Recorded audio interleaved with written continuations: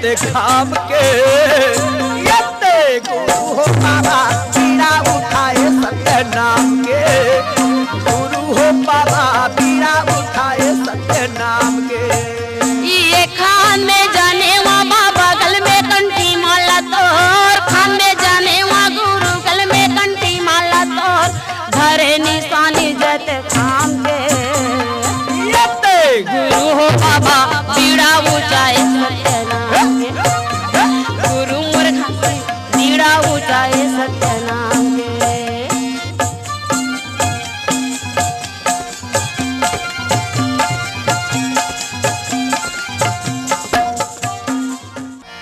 बोलिए परम पूज्य बाबा घासीदास की बोलिए सतगुरुदेव की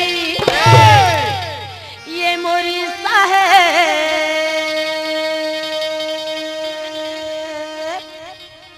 निशय अंधियरी यह भा दो के हो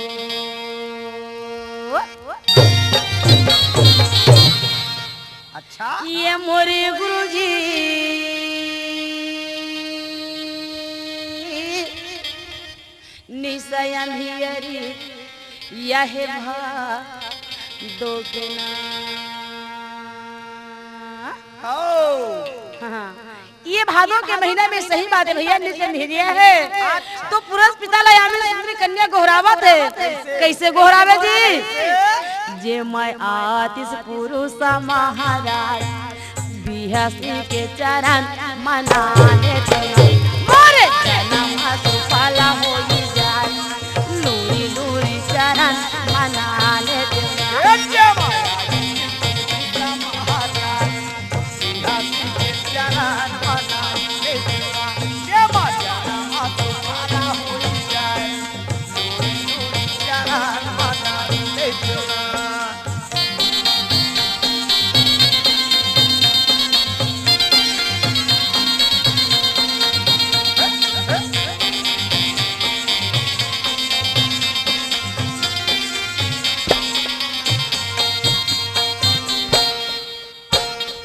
सतगुरु के पास में कहे लगे सतपुरुष पिता के पास में गोहराए लगे अच्छा। बोला चारों खुद बिल्कुल अनिहार लगे थे पिता अच्छा जी नाम पिता कहे बेटी हाँ। ये मोरी बेटी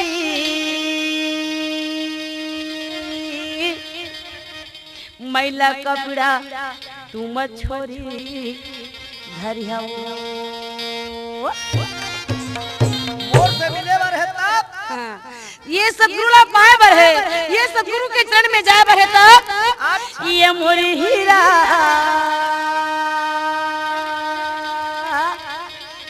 मैला कपड़ा तुम छोरी धरिया अच्छा हाँ, मैला कपड़ा ला छोड़ के धरिया हाँ, तब कैसे करिया कैसे करबे बेटी नया कपड़ा ले ला वो लावार तोरा घर यही सतगुरु में नया कपड़ा ले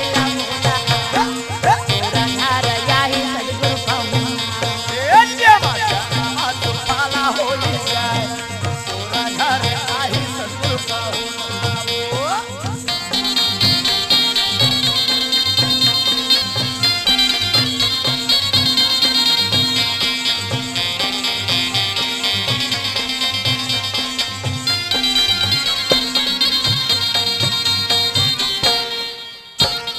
सतनाम पिता के है हाँ बड़ा सुंदर तोरा भाव लगा थे बेटी अच्छा बड़ा सुंदर के तोर लगन हवे तोरे ऐसा लड़का मल्ला वो सतपुरा सा जरूर दर्शन दी वो काबर नहीं दी लेकिन एक बात हवे क्या बात है बाबा हाँ, ये तोर मैके कौन गावे हैं? तोर ससुरे कौन गावे हाँ। तेला तो थोकिन बता दे अच्छा तो दोनों हाथ जोड़ के क्या बोलते जी क्या कहे ये मोरी साहेब मैके के देश मुर्रतन पूरे हो मैके मुर्रतन पूरे बाबा अच्छा हाँ, और ससुरे है मोर ससुरे है नीरा गुण सार डगरा चालक ने सत मोर ससुरे है नीरा गुण सार डगरा चालक ने सत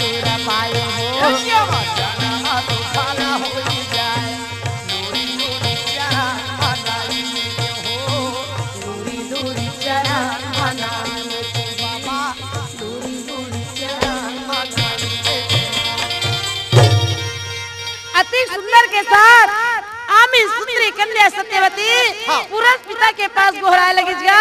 अच्छा। और पुरस पिता रहे तो शाहजहां के कहानी ला बड़ा प्रेम के साथ विधि विधान के साथ में सुनावे भैया। थे दाई फिर का बतावत हवे आके थे। सुनत हज बेटी। एक समय के बात है हाँ पिताजी। माता अमरवती ना हाँ बालक ला बड़ा प्रेम के साथ दुलार दे रखे है। अच्छा। बड़ा सुंदर के साथ महंगू के दुलार पावत है। सत्य है। ऐसने उगर मन के दिन है बीत गएगा। वाह वाह। 9 महीना बालक के उम्र हो गए। अच्छा जी। जब 9 महीना बालक की उम्र हो जाते भैया हाँ तब का होते कहाँ होते वो? कुंवार के महीना है। कुंवार के महीने आ जाते। अब वो कुंवार के महीने आते ना तो महंगू दास बाबा ला गाँव वाले मना निमंत्रण देते। अच्छा। हमार घर बैसकी पिता रे बाबा हमार घर में खाए बर नेवता हवे। अच्छा पितर के पितर नेवता है कैसे कहा थे हमन तो पितर लनी मानन जी। तो खाए बर आ जावे ना नहीं मानत ते नहीं मानस। अरे भाई पितर भात लागा होते इसे की थे। अरे वाला मन में मत रख बाबा महंगूदास ते खाए बर आ जावे मोर घर नेवता है के थे। ठीक है भाई हम आ जाब। कहाँ तक के बात ला बता भैया। बाबा महंगूदास रहते हैं पूरा 15 दिन घूम घूम के पितर भात खाई। और जब पितर पक्ष है सिराज थे और 15 दिन कुंवार के महीना बाचरी दोनों सिरा गए। नवाधान आ गए। कार्तिक के महीना लग जातेगा तो कार्तिक महीना के 14 पुण्य के दिन बाबा महंगूदास अमरवती लगत है। अमरवती अरे कुंवार के महीना में मैं आपके घर भात खाए हाँ। तो मोला ये अलकर लागत है बनती थे वो सब वाला बुला के महू खाना खिला देते हैं भाई। वो तो बड़ा सुंदर के बातें हो। तो ले फिर जल्दी तैयारी कर ले जाओ मला दे दे कथे। कहा देरी करत कोई देरी नहीं है भैया। माता अमरवती तैयारी कर देते है और बाबा महंगूदास बस्ती में जाकर के नेवता पठा है। अच्छा जी। और वो निमंत्रण लपा के संत मन बाबा महंगूदास के घर में आए लगे। अंगना में आ गए। और माता अमरवती सुंदर रोटी पूरी कलेवा पकाए हवे जी। सत्यनामी सत्यनामी सत्यनामी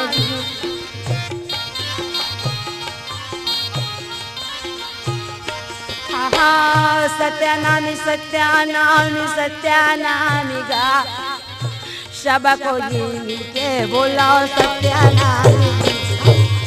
छोटे बड़े मिलके बोलो सत्यनामी गा सब को ये मिलके बोलो सत्यनामी। सदा हो जग में तेरी जय जयकार बाबा। ए रागी सतनाम के नाम लेते हुए बाबा महंगूदास सब झल्ला बुला है अपने अंगना में बैठा रहे हैं। वही बीच में अच्छा जी। चर्चा चली। हाँ ए महंगूदास आए जी। अरे मांग के महीना में तोर लड़का के जन्म छठी मनाया मना रहे होगा। और सब संत मल्ले सुंदर प्रेम के रोटी खिलाए। बड़ा मगन के साथ उत्साह मना रहे महंगूदास। अरे छठी तो उसने होना चाहिए। लेकिन बात यह है महंगूदास क्या बात? आज ये कार्तिक के महीना में सब संतला खाना खाकर बुलाए भैया। तो कौन सा इस चीज के त्योहार मनावत हस? अच्छा। का चीज के उत्साह मनावत हस?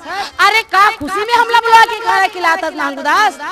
बाबा दोनों हाथ जोड़ के बाबा महंगूदास कहते देखो देखो सुनतो सुनतो संत हो। क्या बात है जी?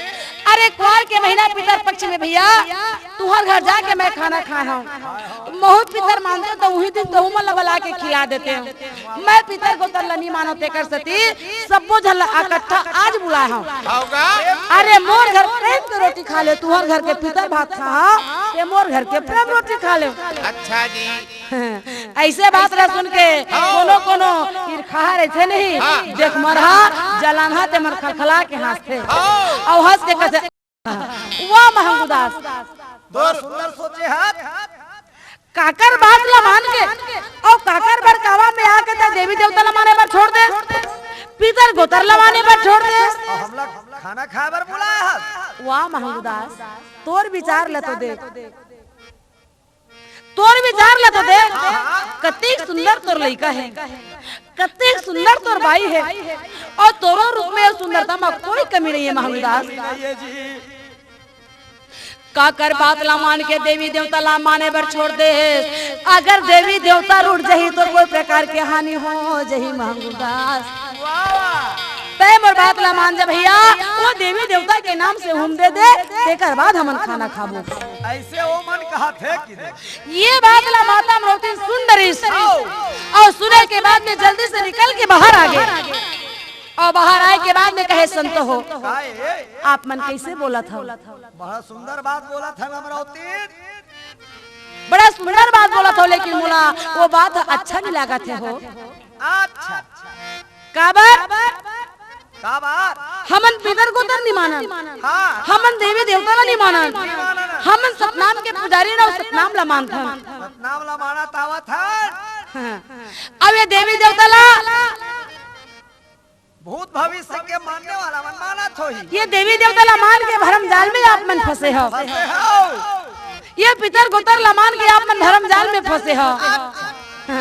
माता अमरावती सुंदर वो मला समझावत है, गाना के रूप में का बतावत है? संत हो अभी भी मौका है सुधरने के, अभी भी मौका है हमला अच्छा हो के और सही के रास्ते में जाए के।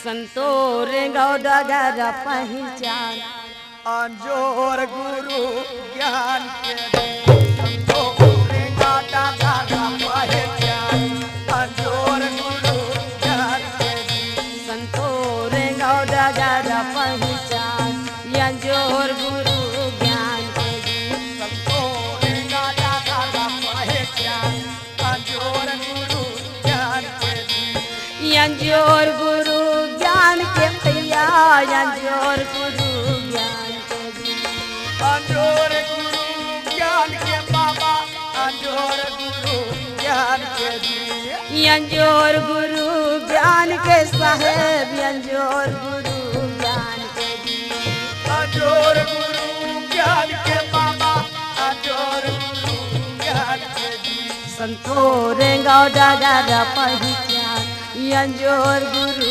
ज्ञान के गौडगर पहचान अंजोर गुरु ज्ञान के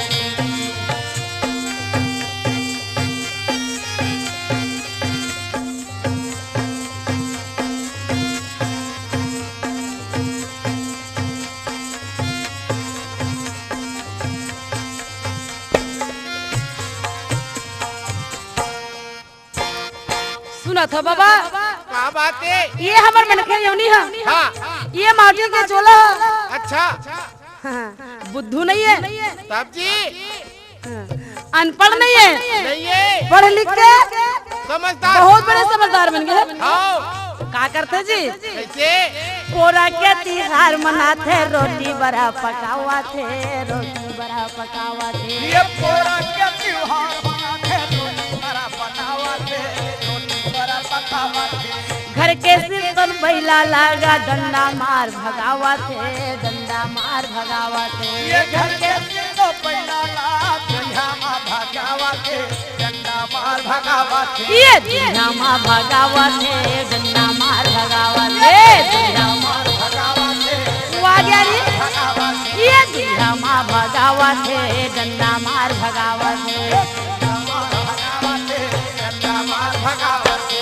पूजा करते भोग लगाते,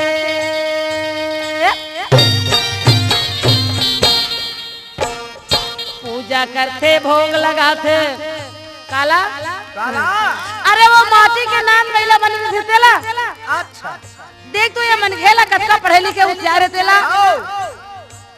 पूजा करते भोग लगाते माटी के बैला लान के अंजोर गुरु ज्ञान के संतो रे गौडगर पहचान अंजोर गुरु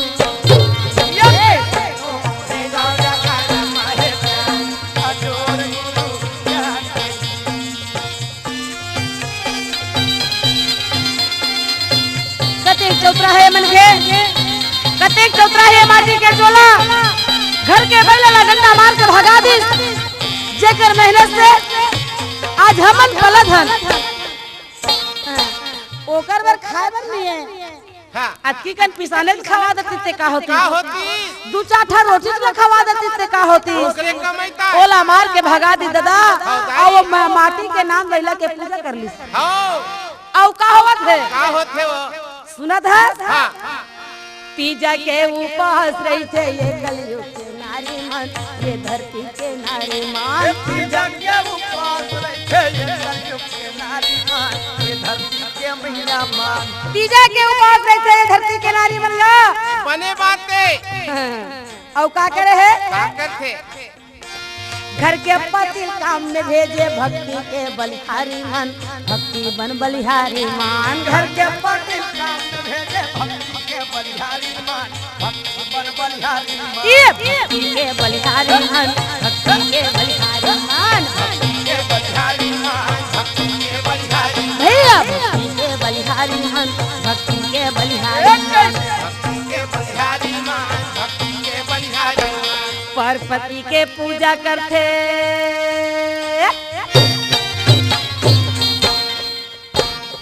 पार्वती के पूजा करते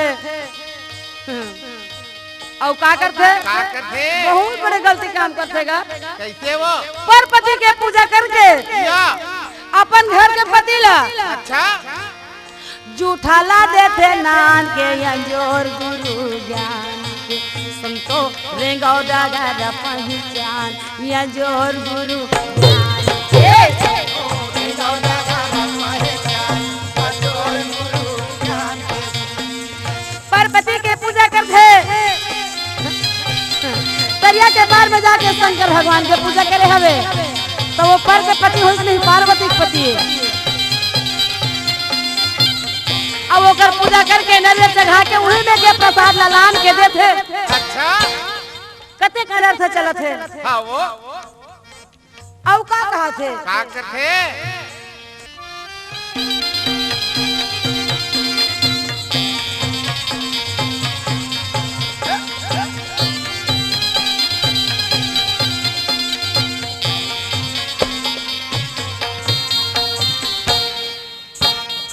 जियत पिता हो परे बीमारी वैद दवा नहीं पावाते, वैद दवा नहीं पावाते। पर बीमारी पर दवा नहीं पावाते, पर दवा नहीं पावाते। ए रागी आए जियत पिता हो हाँ खटिया में तड़पत है, पड़े है बुखार में हकरत है, सही है खांसी खोखड़ी में हालत खराब हो गए बोकरा के। बेटा हाँ अरे काठन गोली लान के दे देते का। अरे पैसा कौड़ी नहीं दादा और पैसा कौड़ी नहीं है तो कोनो मेरे ला उधार बाढ़ी लान के अरे रोटी सोहारी खवा देते का। ना जाने काया जाही थे कहाँ बहुर के आई। महंगाई है तो परिवार ला चलाए बड़े मुश्किल होते तो कहाँ सोहारी खवा हो दादा। डोकरा खुरज खुरज के मर जाते मामा। अच्छा इला तो कहा थे गाना में आओ जियत पिता हा परे बीमारी वैद दवा नहीं पावाते, वैद दवा नहीं पावाते। पर बीमारी पर दवा नहीं पावाते, पर दवा नहीं पावाते। अब वो दादा मर गए तब का हुआ था मास्टर? क्या हुआ थे वो पिता मर गया में जाके पिंडा दान चढ़ावाते, पिंडा दान चढ़ावाते। का हुआ थे? हमारे पिता मर गया में जाके पिंडा दान चढ़ावाते। देख ले मन के मन ला पिंडा दान करावा थे, पिंडा दान करावा थे, ये पिंडा दान करावा थे, पिंडा दान करावा थे। और दान दक्षिणा दिन जाऊ का करिस? का करते हर के पूजा करते, वाह रे मनखे के चोला जरे हर के पूजा करते। कते कन पढ़े गंगा में स्नान के का समझावेला का बतावेला पहचान अजोर गुरु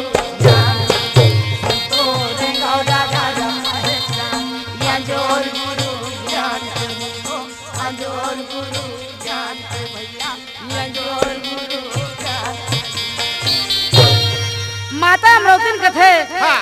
अरे जियतला जबका खवाना है, पियाना है, पहनाना है, उड़ाना है, हाँ जबका भी अगर सेवा जतन करना है जियतला यत्न करना चाहिए संत। अरे मरे के बाद में हाँ ये माटी के कायला हाँ और ये माटी के कायाबर हाँ अक्का माया हो जाते। अरे वो लकड़ी ला हिसाब ले कत्ता कहते ला हाँ जी और लकड़ी ला ले दे के जला दी तो वो लकड़ी के राख ला, ये शरीर के काया जले रहे जैसे कर राख ला धर के वहाँ गंगा में चल देते। गंगा जाते ठंडा करे पर वो कर आ जाए के गाड़ी मोटर ला नहीं हिसाब है।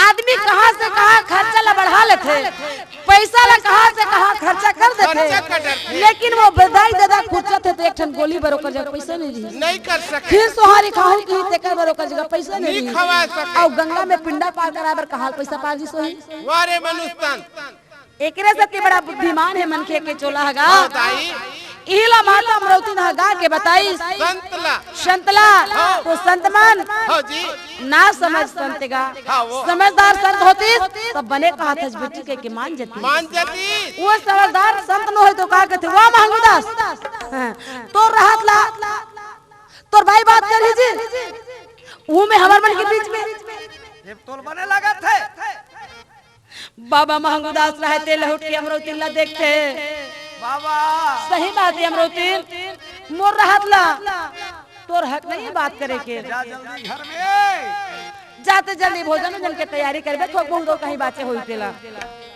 माता अमरौती भैया पतिव्रता नारी है। बाबा महंगू के बात ला सुन के अमरौती माता ये अंदर में आ जाते और माता अमरौती अंदर में आके हौला ला धर के पानी चल देते। अब ये डहर का होत है संत बना कथे महंगुदास अरे भैया देवी देवता के नाम से हुम देवे तबे हम तो घर खाबो और नहीं देवे हुम देवी देवता ला नहीं मानो का सच हम तोर घर खाना नहीं खा ऐसे वो मन कहा थे और संत मन हंसी हला झुकाए बैठे हैं। समझदार मन तो सिर झुकावे करी भैया बदमाश मन सिर ला झुकाहीगा वो तो तिही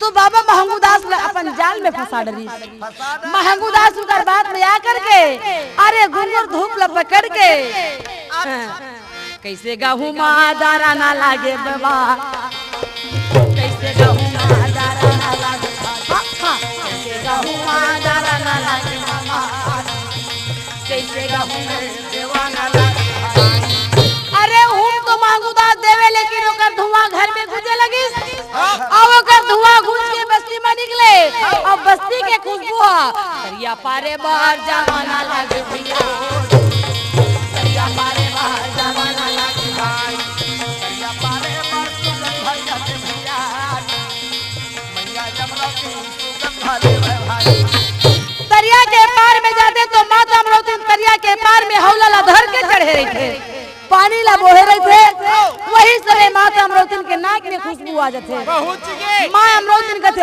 ओहो बड़ा अनर्थ हो गए तैसे लागते मोर गोसैया ला भड़का के मन हुम पर देवा दी तैसे लागते दाई एदे मोर नाक में खुशबू आ गए अब सबके घर में पाप समा गए तब का होही ऐसे सोच लगे है और उसी समय सतपुरुष बाबा रहते हैं माता अमरौती ला कहे बेटी यही लोखे में हीरा या तुम जानी रहा मोरे गोदी में बेटी तहाँ आ जाबे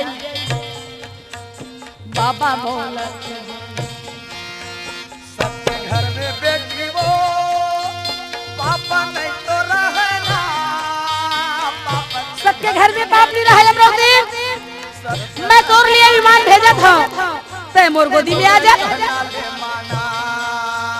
तोरे रास्ता यो बेटी मोरे साथ आवे वो चले आजा नहीं बोले रसी पीता ये देखा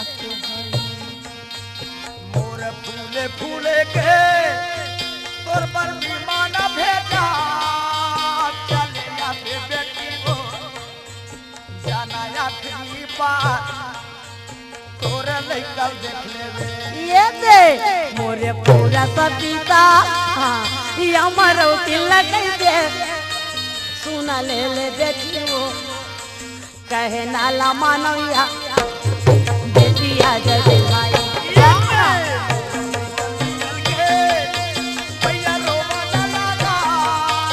मैं तो विमान भेजा था अमरौती जल्दी विमान में चढ़ के मोर पास में आ जा सबके घर में पाप समा गए वहां नहीं रह सके अमरौती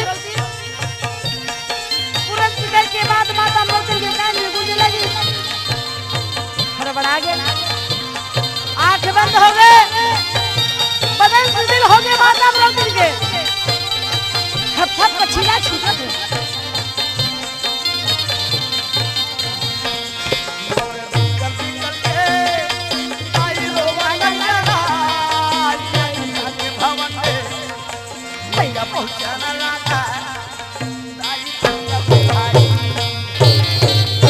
माता अमरावती, अच्छा ये पुरुष पिता की आवाज सुन करके भैया लहरधार हो गए, बदन हिले लगी। अच्छा जी।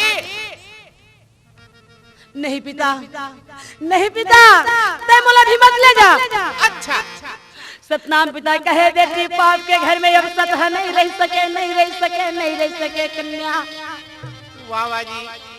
मैं तोरे लिए विमान भेजा था मोर हीरा, ये विमान में चढ़ के तय मोर लोक में आ जा। कह के सदगुरुदेव अंतर ध्यान हो गए। माता अमरावती ने ये बात सुन के रोते हुए भैया अरे ढंग से जमीन में पाँव भी नहीं बढ़ाए लगे, खड़खड़ाए लगे, हौला ला धर के घर में आ जाते। और घर में आने के बाद बालक जो सोए खटिया में गा जला गोद में उठा ली और उठा के बालक के मुंह ला बार बार देखे लगी, निकल निकल के रोवत थे, आँख से आंसू बहावा थे भैया। और बालक ला कहा थे आज के मिलना तोर से मिलना है घासी। वाह वाह जी। और काली के दिन में ये दाई ला नहीं पावत, नहीं पावत छीरा। जी भर के गोरस पी ले बेटा, अच्छा। जी भर के गोरस पी ले घासी। हाँ। अब ये दाई के मिलना बड़ा मुश्किल जाही कहे जी। भाई माता अमरावती बालक ला कहे और याद देख तो स्थन के पास में बालक ला गोद में लिए गोरस पिलाए लगे भैया। हाँ जी। लेकिन बालक गोरस नहीं पिए। हाँ जी। रोई रोई दाई समझावन लागी, रोई रोई के माता समझावेगा। निकल निकल के मैया रोना रोवताई हो, नैनो में नीरे लापा पावन लागी। बालक कहे दाई रोवत कबर है, हाँ जी। हंसत रहे बोला देख के, हंसत रहे बोला पाके। हाँ। आज का कारण हो गए बालक का तकलीफ हो गई, दाई के आंख में आंसू, समझ नहीं पावते बालक। कैसे कैसे बोला था। हाँ जी। बालक मने मन सोच के गोरस नहीं पिए भैया। हाँ वो। माता अमरावती के आंसू के धार चलत रहे। अच्छा जी। काला बताऊं बेटा काला समझाऊंगे, दिल के दर्द भारी होएगा।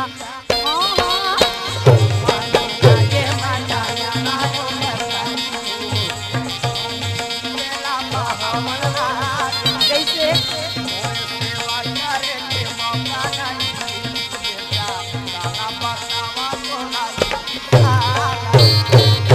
ए भैया हाँ जी। माता अमरावती दसों अंगली के छैया फेरते हुए अच्छा। बेटा ला समझावत है। वाह वाह का समझाए है जी? हाँ कहे। घासी हाँ। मोरे राजा दुलारवा बेटा, वाह वाह। मोरे राजा दुलारवा हीरा। का बात? हाँ, बेटा नागरिया बन जावे, मोरे राजा दुलारवा बेटा तय नागरिया बन जावे। मोरे राजा दुलारुआ बेटा, तैना नरिहर बन जाबो। मोरे राजा दुलारुआ बेटा, तैने सनहर बन जाबे। तय नागरिया बन जावे बेटा किसान बन जावे। घासी अच्छा। ओ नगरिहा बन जाबे, लाला किसनहर बन जाबे।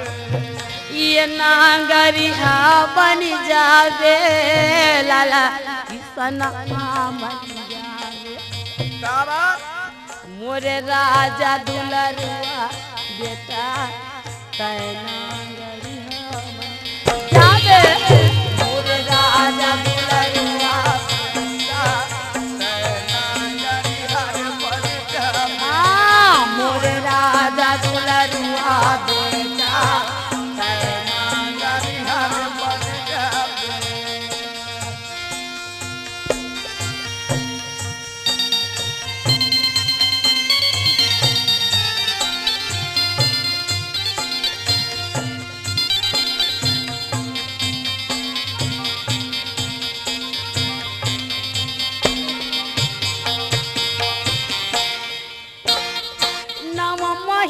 के बेटा भैया तोर उमरिया भैया तोर उमरिया महीना के लाला भये तोर उमरिया भये तोर उमरिया सतपुर साहेब मुरबर भेजे है खबरिया भेजे है खबरिया भेजे है खबरिया भेजे है खबरिया ये भेजे है खबरिया भेजे है खबरिया भेजे है खबरिया ये भेजे है खबरिया भेजे है खबरिया ए रागी हाजी बालक के पास में माता रहे तो वाह एक एक वाणी करके के समझाए लगी समझावत है 9 महीना के भय तो उमरिया हाँ और सतपुरा साहेब मुरबर भेजे है खबरिया खबरिया बेटा मोर छुटी सनसा अरे मोर छुटी सनसा मुरबर हो ही अंधिया कौन माता के कोरम जावे मोरे राजा दुलरवा दुलरा तयना जरिहा बन जावे मोरे राजा दुलरुआ बेटा नैना जरिहा बन जावे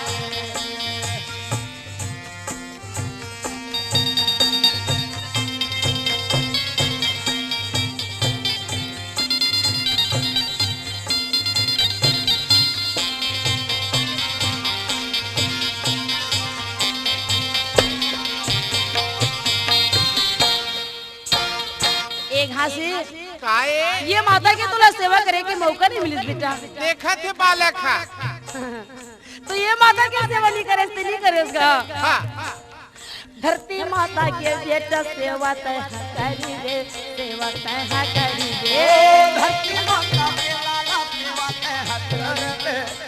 ते हथर पे धरती माता के घासी सेवा तय करी रे सेवा तय करी रे धरती माता के लाला सेवा ते हथर पे संत महंत के गा सेवा तय करी रे सेवा तय करी रे संतान के दुखला ते हरि दे दुखला ते हरि दे ये दुखला ते हरि रे सेवा तय करी रे दुखला ते ये दुखला ते हरि रे दुखला ते हरि रे एक हंसी हाजी संत महंत मामन के वाह वाह संत मन के दे दुख लहरबे वाह वाह धरती माता के सेवा करबे बेटा तो का कहे जी का कहे गुण गाही तोर जहान सही बात है संत मन कहा दे हाँ बेटा बनबे महान औ का कहिस तोर पिताजी के लाज बचावे मोर राजा दुलरुआ बेटा कैना गरिहा बन जावे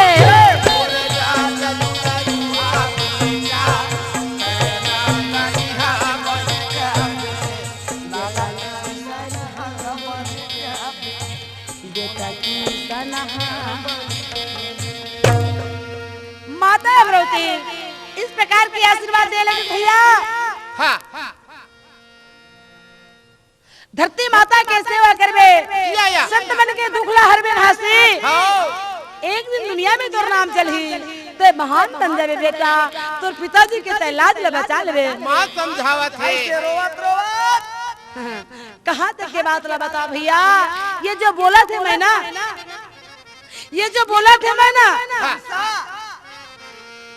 हाँ ये काया के अंदर में ये पिंजरा के अंदर में जो मैना छिपे है वो मैना बोलते बोलते उड़ा ले भैया माता के हंसा उड़ा के विमान में चल दी कायल है छोड़ के। हाँ, अब ये माटी रूपी जो काया है ना हाँ। तो नीचे जमीन में गिर गई। क्या बालक रहे तो माता के हाथ में दबे। बालक रोने लगी, चिल्ला के रोवे। संत में सुन के कहे महंतास, हाँ लड़का रोवा था। जा तो देख। अमरौती है भैया, अमरौती के हाथ में मुझे चिंता नहीं है। और जोरदार चिल्ला के रोने लगी। संत मन कहे जा तो दौड़ के देख महंगुदास हो आगे अटक जब से काबर रोवा थे। महंगुदास जल्दी दौड़ के आ जाते हैं और महंगुदास घर में दौड़ के आते भैया तो माता अमरौती रहे तो बड़े हैं, बालक रहे तो हाथ में दबे है। जल्दी से महंगुदास कोड़ा में उठा लेते और उठा के कहे अमरौती, ए अमरौती, नारी अमरौती सुनत भैया, माता अमरौती पतिव्रता नारी है। एक बार बोले महंगुदास अमरौती करके तुरंत उनका आवाज ले सुन के का है स्वामी सामने ऐसे कह के तुरंत सामने में आ जाए। या 10 बार आवाज लगावे महंगुदास का, लेकिन माता अमरौती ने एक शब्द नहीं बोले। सही बात। बाबा महंगुदास रहते अपन मस्तक में हाथ दे देते भैया। बाबा जी महंगू के आवाज ले सुन के सब संत वहां में सामने आ जाते और सामने में आके कहे, सिर धुन धुन के रोवा थे महंगू बाबा। माथा पीट पीट के रोवे, सिर धुन धुन के रोवे, संत मन हाथ ला देखे, गोड़ला देखे मांगे, आँखी ला देखे, मस्तक ला देखे, पूरा बदन ला छू के देखे भैया। बताए लगी नहीं है महंगूदास, नहीं ये ठिकाना नहीं है। जतका दिल हमर जगह रहिस, जतका दिल हमर रहिस, ओतका दिल हमर रहिस भैया। अब हमर नोहर हमन ला छोड़ के अपन देश में चल देश। वाह वाह। हमर माया ला छोड़ के अपन माया में जाके सक लागे कहे जी संत भाई फिर का करे भैया। क्या करे? संत मन लेगे के तैयारी हाँ महंगूदास ला समझाए लगी। हाँ जी महंगूदास के रोना तो फिर अपरंपार है। माता ला उड़ावत चदरी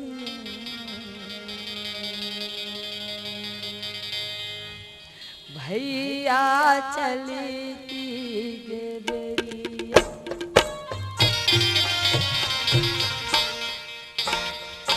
माता ला उड़ावत चदरिया भैया संगी जमुरिया। मैया ला उड़ावे चदरिया, संतो चलती गेदरिया। मैया ला उड़ावे चदरिया, संतो चलती गेदरिया।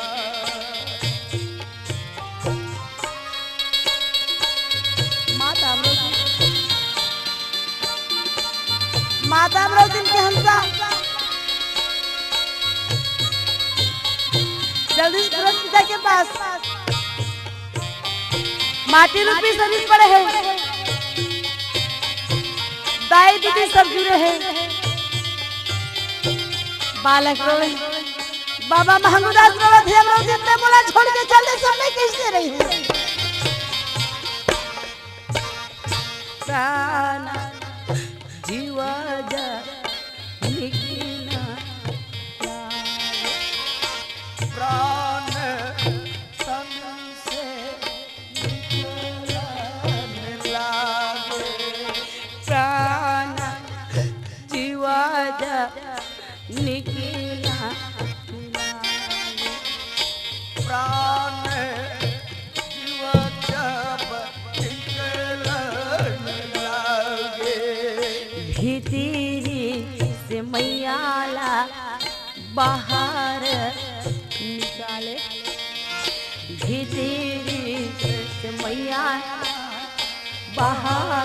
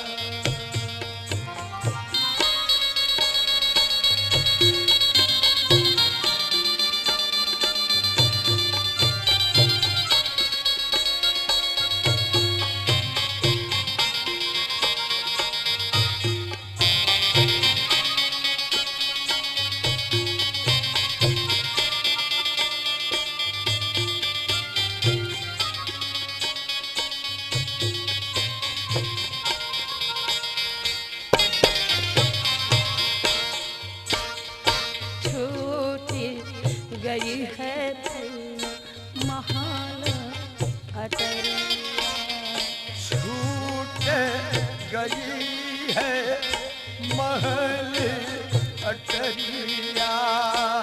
मोर बेटा, मोर बेटी, मोर धन, मोर दोगानी, महल अटारी, बेटा नाती, माया मोह। सच है। ये हंसा के राहत में पलट गई है भैया दोनों ने उतरिया। पलट गई है दोनों ने उतरिया। छूट गई है महान अतरिया। छूट गई कोई काम के लिए आए ना कहे जी तो संग मिल जाए। अटरिया। छूट गई है महान अतरिया।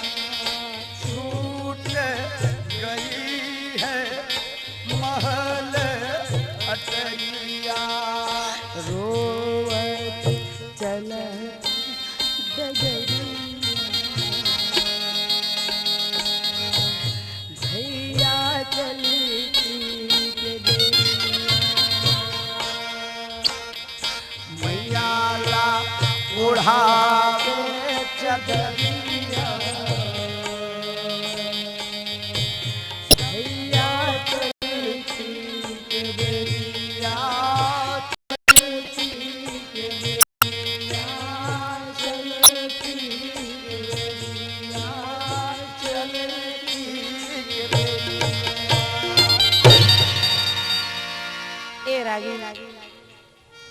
बाबा महंगूदास हाँ जी। सिर धुन धुन के रोहेगा। रोवत है। गांव बस्ती के मन समझाए लगे हो। कैसे करबे महंगूदास। हाँ। राजा रंग फकीर हो। जो धरती में जन्म लेकर के आए है हाँ। ओला एक दिन जा रखे। अच्छा। चाहे राजा हो चाहे मनुष्य हो चाहे रंग हो अमीरी गरीबी सबला एक दिन याद लगी। हीरा गाँव आगे पटक पटक रोले पत्थरा में। तब बोल नहीं मिले भैया। नहीं मिले। तब बोल नहीं मिले। सच है दाई। अब रोला छोड़ दे। लड़का रोवत है तो न संभाल महंगूदास। तुरंत गाँव ले भैया हो अब जत्ते बेला राखे रेबो तत्ते बेला महंगूदास रोवत रही। बाबा जी चलो जल्दी तैयारी करो। बस्ती वाला मन लग है। सुना था भैया जल्दी से तैयार। डोला बनाई अच्छा। और डोला में माता अमृतिम ने सुना है। अच्छा जी। 16 श्रृंगार माता अमृतिम के कैसे भैया पाँव से लेकर के श्रृंगार के शेष तक कैसे। आज जब बेटी के शादी करते रागी आज वो बेटी ले आज 16 श्रृंगार पहना करके आज दमाद के घर में आज डोला में बिठा करके विदा करते। सत्य है। सही बात है भैया। ये बेटी जन्म हाँ। बड़ा दुखदाई जन्मेगा। हो। जब वो बेटी ला घर से निकाल देते माता पिता सत्य है। दमाद के घर में भेजे बर हाँ दाई। माता पिता की याद देखो आत्मा धूल जाते। सत्य है। माता पिता के सीना फट जाते। हो। कत को समझाई तब बोले नहीं समझे आत्मा। कलेजा के टुकड़ा होते दाई। ये कलेजा के टुकड़ा ला दूसर के घर में भेजना बहुत मुश्किल है। उसी प्रकार हाँ। ये माता ये नारी मन के डोला 2 बार निकलतेगा। सही बात। एक तो डोला निकल के माता पिता घर से हाँ। दूसरा डोला जब ये हंसा के बुलावा आ जाते सत्य है। तब ये डोला ला निकाल के हाँ। कहाँ ले गए थे। कहाँ ले गए। जब के कन 16 श्रृंगार आज बेटी के विदाई में आज कसे थे बेटी हाँ बाबा जी वो के कन श्रृंगार आज माता अमृतिम हाँ कसे हवे जी। संत भाई और डोला सजा करके 4 संत मिल करके गिरौदपुरी के ग्रामवासी सब मिल करके मसान घाट में लेके भैया। अच्छा। और मसान घाट में ले जा करके याद देख तो बड़ा विधि विधान के साथ में माता के लिए घर बना देते जी। संत भाई और घर बना करके माता अमृति ला वो घर में छोड़ दी और बाकी संत मन घर में वापस आ जाते। आगे मतलब माता के दाह संस्कार कर देते। हाँ जी। एक बात भैया बाबा महंगूदास घर में आते बाबा जी एक एक कोना ला खोजे लागी बाबा मांगूदास की हमरौतिन ते है कहाँ नारी को मैं हमरौतिन ते कहाँ हस हाँ ते मोला रोए बर छोड़े हमरौतिन हाँ तोर दुख ला मोला ते अते अच्छा दिखाए बहुत अच्छा काम करे हमरौतिन हाँ मैं तोर लिए गलत काम करे भाई अच्छा कर लिए अच्छा कर ले हमरौतिन लेकिन वाह वाह ते तो मर के अच्छा कर ले हाँ अब ये तोर लइका पूछी तो मैं का बताऊं वाह वाह वाह दाई कही तो मैं का बताऊं का बताऊं? माँ कहाँ है कही तो मैं का बताऊं का सच बताऊं बात का है। बताऊं हमरौतिन वाह वाह जी संत मन समझाते मांगुदास रो रो के कैसे करबे भैया आओ। ते कतको भी रोबे तो वो कोई सुनत होई कहते कि नहीं तोर गोहार ला वो सुनत होई कि तोर बात ला सुन के वो आ जाई नहीं आवेगा तोर तीन में रहती मांगुदास तो जरूर हम रोते नहीं तोर तीन में आके तोला रोवन नहीं देती और दुख लहरती समझदारी कर मांगुदास हाँ लइका चिल्ला चिल्ला के रोवत है गांव के नोनी मन कथे बाबा देना बालक ला हम अपन गोरस ले पिलाबो अच्छा जी बालक ला गोद में लेकर के अपन गोरस पिलाए लगी भैया लेकिन वो बालक किसी दाई के गोरस नहीं नहीं पिए पिए गैया के गोरस ला लान के पिलाते तो वो गैया के गोरस नहीं फूल पिए नहीं पिए दाई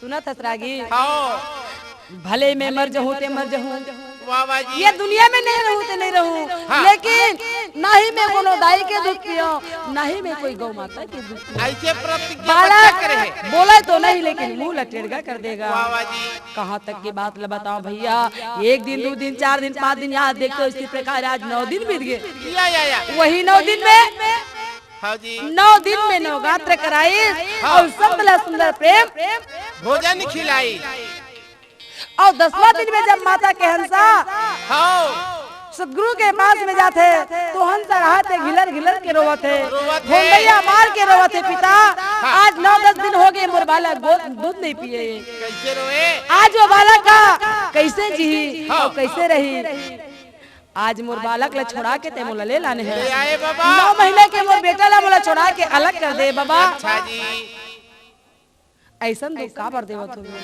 ऐसा परीक्षा मोर से का बर लेवत होवे पिता हाँ जी नहीं बेटी हाँ जब मैं धरती में जन्म दे हूं हाँ तो जरूर मैं ओकर भोजन के ओकरो व्यवस्था करूँ बेटी चिंता मत कर अमरवती शांत हो रहा धीरज धर मोर गोदी में आ गया है बड़ा प्रेम के साथ रहा अमरोती मैं तोर बेटा की व्यवस्था करी हूँ बोलिए परम पूज्य बाबा घासीदास की बोलिए सतनाम पिता की सत्य नाम एक सार है और सब घट रहे समाया और सत्य नाम मुख भाखिए तब कोटि पाप कट जाए कोटि पाप कट जाय होता है सकल काल की होता है सकल काल की छत बार बार सब प्रेम से बोलो सत्य नाम बार बार सत्य मत बोलो सत्य नाम पियोर भाई अमृत रस प्याला पियोर भाई अमृत रस प्याला सत्य अमृत बरसाई दियो है महादेव के लाला सत्य अमृत बरसाई दियो है महादेव के लाला बोलिए ब्रह्म पूज्य बाबा घासीदास की जय बाबा खोल देवे मंदिर के दुआरी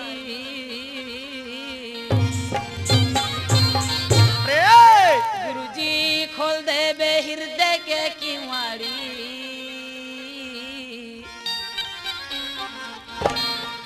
मैया ये गुरुजी तोरे पुजारी मैया ये बाबा तोरे पुजारी बाबा खोल देवे मंदिर के दुआरी गुरुजी खोल देवे मंदिर के दुआरी मैं आवा थावा तोर पुजारी मैं आवा थावा तोर पुजारी मैया ये बाबा तोरे पुजारी मैं आया गुरुजी तोरे पुजारी मैं आया बाबा तोर पुजारी मैं आया गुरुजी तोर पुजारी मैया ये बाबा तोरे पुजारी मैं आया गुरुजी तोरे पुजारी मैं आया बाबा तोर पुजारी मैं आया जय हो बाबा पुजारी बाबा खोल देना मंदिर के दुआरी गुरुजी खोल देना हृदय के किवाड़ी मैं आवत हूँ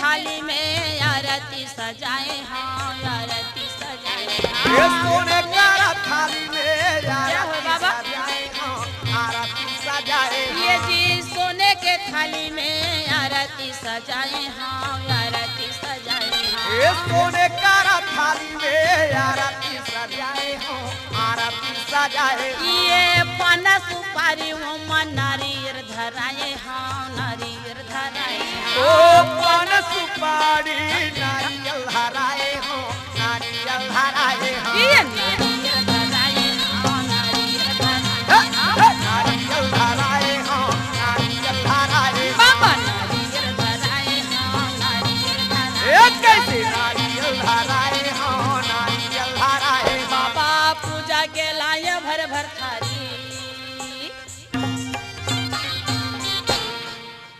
बाबा पूजा के लाए भर भर थारी मैं आवत हूँ तोरे दुआरी मैया ये गुरुजी तोरे ये ते बाबा खोल दे बे मंदिर के दुआरी गुरुजी खोल दे बे